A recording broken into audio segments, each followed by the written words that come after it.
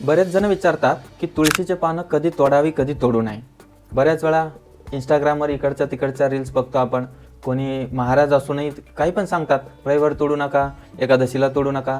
आता मी जरी इथे सांगत आहे तर माझं ऐकण्यापेक्षा शास्त्र काय सांगतात ते ऐकूया आपण।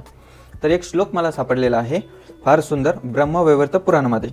याच्यात काय म्हटलंय बघा, पौर्णिमा, अमावस्या, द्वादशी, सूर्य संक्रांती। सूर्याची संक्रांती प्रत्येक राशीत होते, म्हणून फक्त मकर संक्रांती विचार करू नका। 12 प्रकारच्या संक्रांती, म्हणजे ज्या दिवशी सूर्य संक्रांती असेल त्या दिवशी तोडायचे नाही।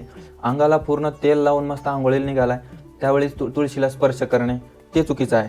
मध्यान्ह काळी, एकदम भर दुपारी, एकदम मध्यरात्री किंवा सायंकाळच्या वेळी 2 संध्या असतात। संध्या म्हणजे काय, रात्र आणि दिवस याची बॉर्डर समजलं असेल।